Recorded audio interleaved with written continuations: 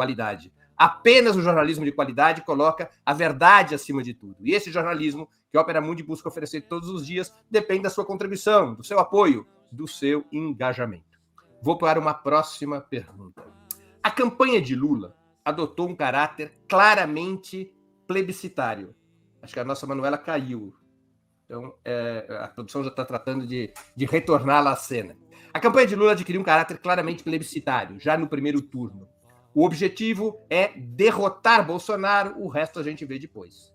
O programa registrado no TSE elenca uma série de compromissos gerais com a reconstrução e a transformação do país, mas praticamente não foram apresentadas medidas concretas para alcançar esse objetivo, com exceção da extinção do teto de gastos. Essa, sim, foi dita com toda clareza no programa registrado no TSE.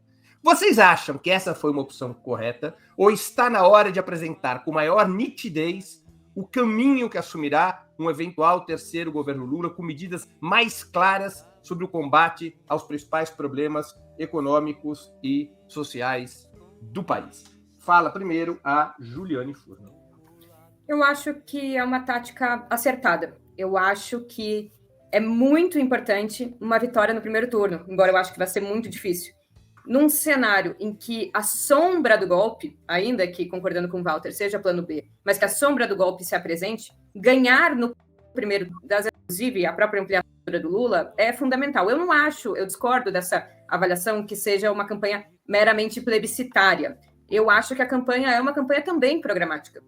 E discordo também que o programa não tenha medidas concretas. Eu acho que talvez o caminho da efetivação não esteja colocado no programa, e talvez nunca tenha sido colocado no programa. Talvez esse não seja o conteúdo explícito de um programa, porque o programa, ele é o que você apresenta para a sociedade como as questões fundamentais que vão ser tratadas, né, as prioridades que vão ser tratadas no próximo governo. Eu acho que aquele programa, com todas as limitações de ser um programa que não é um programa do PT, embora tenha sido dirigido e tenha a cara, principalmente, do PT, mas é um programa de uma chapa de composição, ele apresenta pontos fundamentais, que é não só o fim do teto de gastos, que é, sim, o fundamental, porque qualquer outra decorrência depende dele, qualquer outra política pública, qualquer outro tipo de transferência direta, investimento do Estado depende da capacidade de manejo da política fiscal, mas tem outros temas que podem não estar explicitamente dito como vai ser o caminho da sua aprovação, mas que estão ali. A reversão de vários pontos da reforma trabalhista estão descritos, né, quais são os pontos quais são os elementos que precisam ser revistos também da parte da reforma sindical, os elementos para lidar com a fome, com o desemprego, com as frentes emergenciais de trabalho, os programas de transferência direta, a ampliação de programas como benefício de prestação continuada, seguro-desemprego, estão ali. Então, acho que os pontos fundamentais para lidar com os problemas concretos emergenciais e também com os problemas que são mais estruturais da sociedade brasileira, porque o programa também faz um debate sobre transformação no campo produtivo, estão nesse programa. Então, eu não acho que ele é insuficiente. Eu acho que ele é acertado para o tipo de tática que a gente elegeu, de frente ampla, mas com direção do PT, com direção da esquerda, e acho que ele aponta os pontos fundamentais, ainda que sejam diretrizes, porque são diretrizes que me parece que são o elemento de disputa política presente em eleições presidenciais, não a minúcia do caminho da concretização. Walter Pomar, qual é a sua opinião? Então, eu faço parte daqueles que perdeu a batalha dentro do PT a favor de uma outra linha.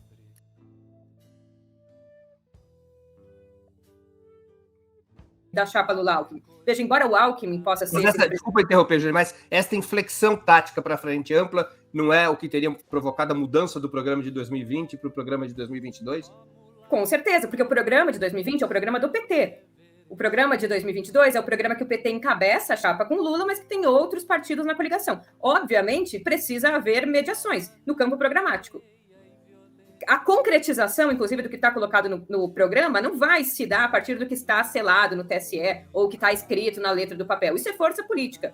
Quem tiver mais força política vai garantir que o programa vá mais à esquerda ou vá mais ao centro. Eu acho que essa aqui é uma outra tarefa fundamental, que é garantir condições dessa frente de esquerda que dispute a direção e que dispute a hegemonia dessa frente de caráter mais amplo. Agora, veja, o programa ele não é o programa, no seu conteúdo, de frente ampla. Ele é um programa que, ainda que mais rebaixado do que originalmente proposto pelo PT em 2020, ele é um programa anti-neoliberal.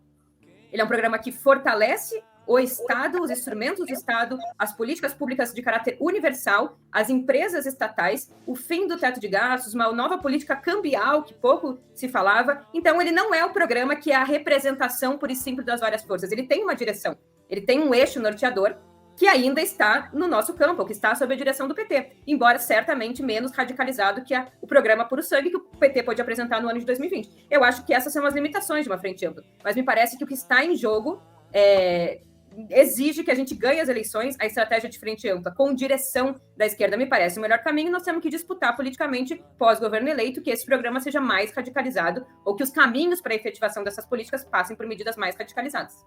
Walter Pomar. Então, isso tudo que a Juliane está falando agora, eu já ouvi em 2002, 2003, 2004, 2005. É a mesma novela.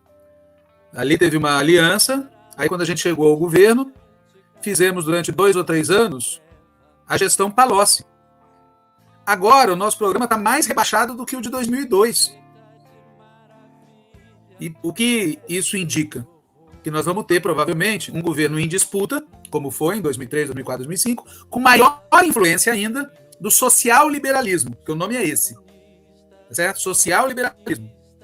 Então, o que se avizinha, desse ponto de vista, é uma repetição piorada. Porém, aí vem o porém, o mundo está muito pior do que naquela época. E se for mantida essa lógica que eu acabei de explicar, o nosso futuro governo vai enfrentar a mesma situação que hoje está sendo enfrentada na Bolívia, na Argentina, onde os governos progressistas de esquerda estão passando por dificuldades imensas, produto da junção de circunstâncias muito piores com programas mais rebaixados. Aí alguém pode dizer, mas como é que você pode querer, numa correlação de forças tão difícil, fazer algo ainda mais radical? Eu não quero nada, é a situação que exige. Esse é o problema. A situação exige, e eu vou dar um exemplo prático. Em 2003, nós tínhamos a Petrobras. Agora, o controle do governo sobre a Petrobras é muito menor. Precisa ter medidas radicais para recuperar o controle da Petrobras. Porque senão essa conversa de ter uma política de preço não vai se materializar.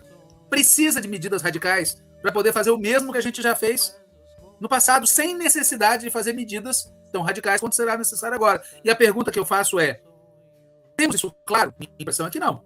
Minha impressão é que uma parte substancial da esquerda acha que nós vamos chegar e vamos conseguir governar com medidas usuais. Não será suficiente. Eu dei o exemplo da Petrobras, mas podia dar o exemplo de outras empresas estatais, podia dar o exemplo da política de juros, podia dar o exemplo... Na minha opinião, tá certo? O problema não é o que está escrito. O problema é o que está se armando para o futuro. Qualquer coisa vale para derrotar o neofascismo, para derrotar o Bolsonaro. É verdade. Só que a gente precisa entender que para derrotar mesmo o bolsonarismo, não tem como fazer isso sem derrotar aquilo que alimenta o bolsonarismo, que é a miséria social e econômica causada pelo neoliberalismo. E essa que é, na minha opinião, esse que é o déficit. O Lula, nos discursos que ele faz, ele empurra a pauta para frente, contra a opinião de boa parte dos economistas do partido e daqueles que seguem a orientação dos economistas petistas. Empurra o partido, as demandas, o que ele coloca como demanda do povo. Agora, o conjunto da obra não aponta nesse sentido. E eu encerro com o seguinte, se é verdade que tem uma aliança do centro com a esquerda, tem que ter disputa. E para ter disputa, a esquerda tem que querer disputar, tem que querer demarcar, tem que querer saber o que ela quer e não se conformar, congelar as coisas como elas são. Eu vou passar a uma última pergunta que eu vou pedir para vocês responderem de forma muito sintética, que a gente já se aproxima do final.